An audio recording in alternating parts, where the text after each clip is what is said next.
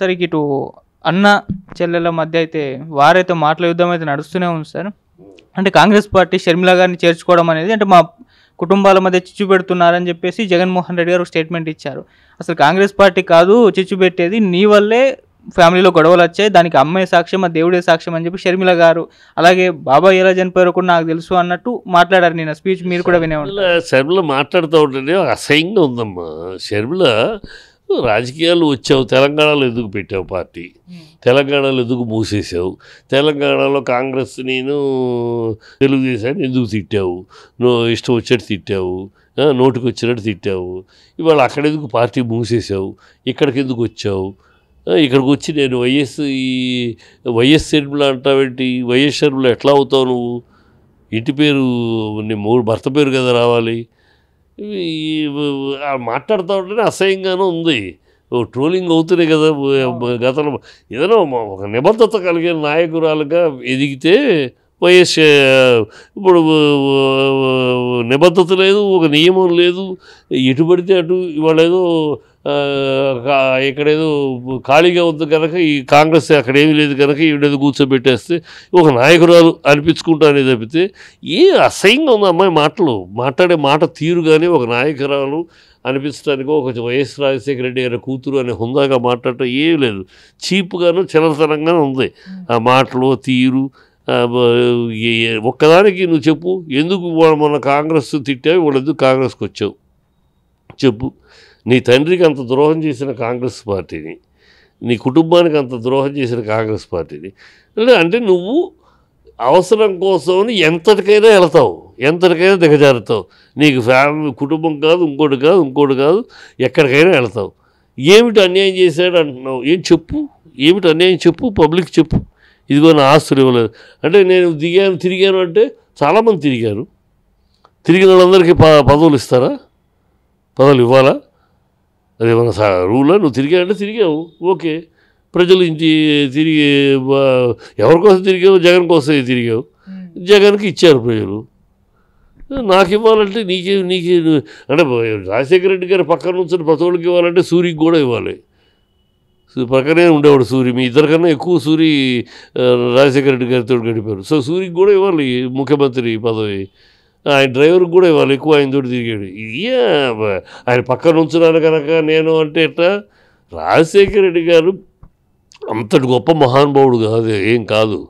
రాజశేఖర రెడ్డి గారు సరే, ఆయన బేసాల రాజశేఖర రెడ్డి, ఫ్యాక్షన్ రాజశేఖర రెడ్డి, బాంబులు రాజశేఖర రెడ్డి, ఏమని ముఖ్యమంత్రి నిద్రపోనివని రాజశేఖర రెడ్డి, స్వపక్షంలో విపక్షం రాజశేఖర రెడ్డి, పదవులు ముఖ్యమంత్రి దింపడం కోసం అల్లర్లు, ఓల్డ్ సిటీలో అల్లర్లు సృష్టించగలిగిన రాజశేఖర రెడ్డి, ఇన్ని ఉన్నాయి.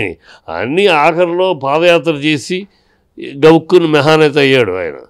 అంతేకాని ఆయన జీవితం అంతా మహా ఆదర్శ పురుషుడు, ఆదర్శంగా ఆయన పక్కన నుంచున్న వాళ్ళందరూ ఆయన ఊరిని నెత్తిని పెట్టుకుంటే కాదు. ఆ టైము ఆయన ఆ పాదయాత్ర, ఆనాడు ఆయన చేసిన పాదయాత్ర అప్పుడు చంద్రబాబు మీద ఉన్న దౌర్భాగ్యపు ఆయన గెలిపించింది. మళ్ళీ అదే చంద్రబాబు మీద దౌర్భాగ్యం జగన్ని గెలిపించింది. అంతేకాని వీళ్ళు మహాపురుషులు, గొప్ప కుటుంబము కనుక ఛాయ పడితే చాలు వాడు గొప్పవాళ్ళు అన్నంత కాదు. ఇప్పుడు ఏ హక్కుతోటి నువ్వు ప్రజలకు ఏం చేసావని, నీ అన్నయ్య కోసం తిరిగావు, అదే నువ్వు రాష్ట్రానికి చేసే సేవ, అదే రాష్ట్ర సేవ అయితే నీ అన్న ముఖ్యమంత్రి అయ్యాడు కదా. ఇంకేంటి, ఎందుకు నీకు ప్రజలు ఇవ్వాలి, నువ్వు ఏం చించావు, ఏం పుడిచావని. నీ మాటలు నువ్వు అది మొగరాయిలాగా మాట్లాడటము అది రాజకీయం అయిపోద్దా. అమ్మ మాట్లాడతానే జిగుత్సాకరంగా ఉంది.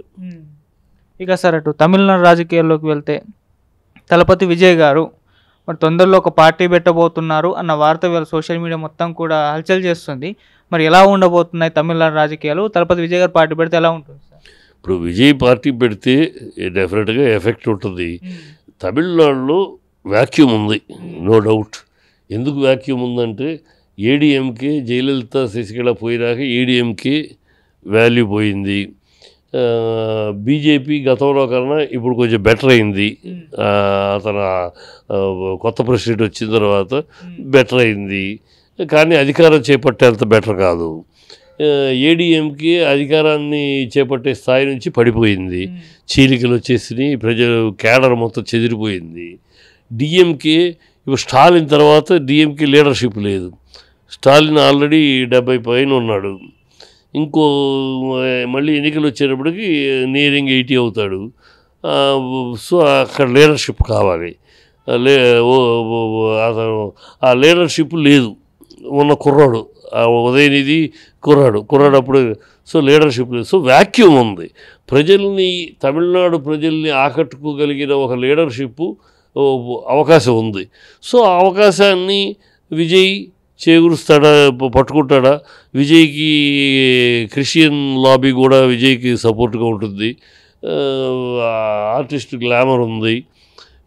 బట్ అధికారం చేపట్టగలిగే స్థాయికి వెళ్తాడా? విజయకాంత్ స్థాయి, గతంలో విజయకాంత్ వచ్చాడు, 40 సీట్లు షేరింగ్ ద గవర్నమెంటు, ఆ స్థాయికి వెళ్తాడా చూడాలి. ఇల్లు అనగానే పండగ పార్టీ పెడతాననగానే అయిపోదు కదా. రేపు ప్రజల్లో అతనికి వెళ్ళినాక అతను ఏం మాట్లాడతాడు, ఎలా మాట్లాడతాడు, ఏ విషయాలు ప్రస్తావిస్తాడు, వీటి మీద అతను ఉన్నాడు. ఆల్రెడీ తమిళనాడులో సనాతన ధర్మాలను విమర్శించటము, హిందూ ధర్మాలను విమర్శించటము పిచ్చెక్కినట్టు మాట్లాడుతున్నారు. ప్రజల్లో అదొక వాళ్ళ మీద, మాట్లాడే వాళ్ళ మీద అసహ్యత ఉంది, డిఎంకే మీద అసహ్యత ఉంది. ఇప్పుడు ఇతనేం మాట్లాడతాడు? ఇతను క్రిస్టియన్గా ఉండి ఇతనేం మాట్లాడతాడు? ఇవన్నీ ఉన్నాయి, చాలా క్వశ్చన్స్ అండ్ ఆన్సర్స్ ఉన్నాయి. బట్ అతను వస్తే ఒక ఒక ఊపు ఉంటుంది. ఆ ఊపు గెలిచే ఊప, లేదు విజయకాంత్ లాగా ఒక స్థాయి ఊప, వెయిట్ అండ్ సీ. ఓకే, అంటే ఇప్పుడు వచ్చే ఎలక్షన్స్లో అయితే అంటే కొద్దిగా ప్రభావం చూపిస్తారు కానీ గెలిచే సిచ్యువేషన్ అయితే లేదంటారు. మరి ఏ పార్టీ వచ్చేసారు? గెలిచే స్థితి లేదమ్మా. ఖచ్చితంగా అది ఒక రేంజ్కి ఒక కదలిక ఉంటుంది. కానీ విజయ్ని ముఖ్యమంత్రిగా చూసేంత స్థాయికి ప్రజల్లో లేదు. ఒక నాయకుడిగా చూస్తే కానీ ముఖ్యమంత్రి రాష్ట్రాన్ని పరిపాలించగల సత్తువ, శక్తి, సామర్థ్యాలు ఉన్న లీడర్గా అతని తరకు లేదు. ఇప్పుడు రేపు ఎంటర్ అయినాక ప్రూవ్ చేసుకుంటే, నమ్మకం కలిగిస్తే చూద్దాం. తమిళనాడు రాజకీయాలు ఎప్పుడు కూడా చూసుకుంటే ఒకసారి ఆ పార్టీ, ఒకసారి ఈ పార్టీ, ఒకసారి ఆ పార్టీ, ఇలా బదులుగా వచ్చేవి. ఇప్పుడు జయలలిత గారు వెళ్ళాక ఆ పార్టీకి పెద్దగా ఎఫెక్ట్ లేదు. తమిళనాడులో ఒక రాజకీయం, నేను చిన్నప్పటి నుంచి ఉన్నాను, తమిళనాడులో చదివాను. నేను అక్కడ ఇంట్రెస్ట్ తెలుగు స్టూడెంట్స్ అసోసియేషన్ సెక్రటరీగా పనిచేశాను. ఆ రోజు డిఎంకే తరఫున ఆ భాగంలో నేను పనిచేశాను కనుక నాకు అప్పుడు బాగా అనుభవం ఉంది అక్కడ. అక్కడ తమిళనాడులో ద్రవిడ మూమెంట్, ద్రవిడులు అంటే లోకల్ లీడర్షిప్ తప్పితే మీకు సెంట్రల్ లీడర్షిప్ని చూసి ఓట్లు వేయటం ఉండదు. నేషనల్ పార్టీ, అది కాంగ్రెస్ అయినా బీజేపీ అయినా, లోకల్ పార్టీ వెనకాల ఉండాల్సి తప్పితే వీళ్ళు ముందుండటానికి ప్రజలు అంగీకరించరు. వాళ్ళ దగ్గర ఆ తమిళ్, మేము ద్రవిడులం మా అనే ఇది ఎక్కువ కనుక బీజేపీ ఎంత ఎదిగినా గెలుపు అధికారానికి రాదు, కాంగ్రెస్ ఎంత పోరాడినా అధికారానికి రాదు.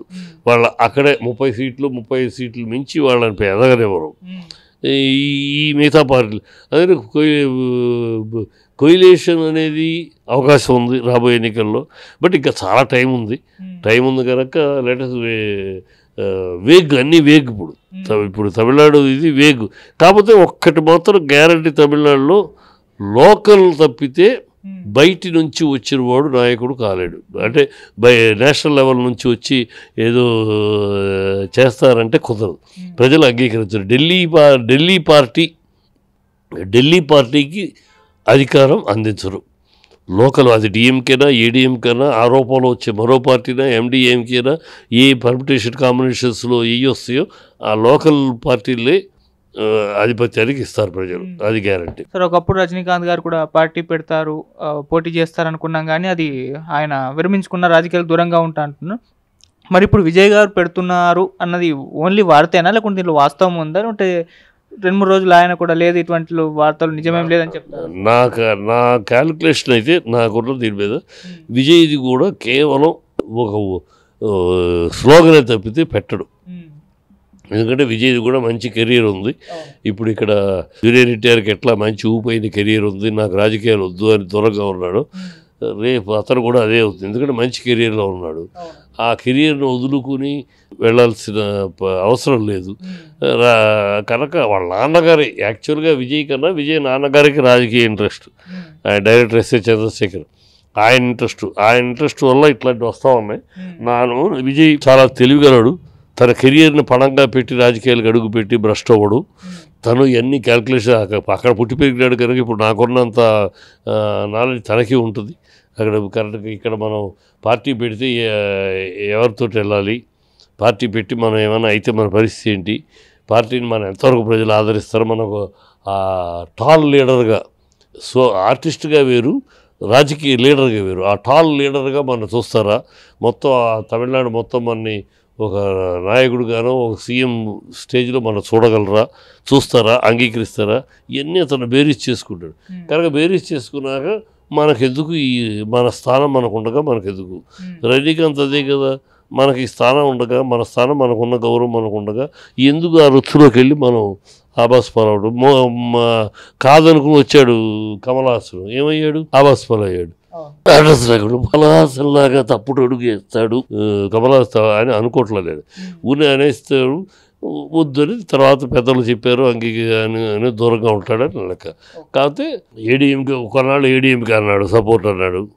ఇప్పుడు వాళ్ళు ఏడీఎంకే వాళ్ళు వచ్చి పార్టీ మీరు హ్యాండ్ ఓవర్ చేసుకోండి అంటే అతను లెక్కేంటి, అతను వస్తే ఏడీఎంకే క్యాడర్ అంతా వచ్చేస్తుంది. అట్లా రాదు. ఏడీఎంకే క్యాడర్ అదొక తమిళనాడులో ఉన్న బ్యూటీ, అది ఆ ద్రవిడే. ఆ ద్రవిడ పార్టీలకు వాళ్ళు ఆ ముద్ర వేయించుకుంటారు చేతుల మీద, ద్రవిడ ఉంటారు. కనుక ఈ క్యాలిక్యులేషన్ అతను వెనక్కి తప్పుకుంటాడని నా ఉద్దేశం. రజనీకాంత్ లాగా వద్దు అని అనుకుంటాడు చివరిలో.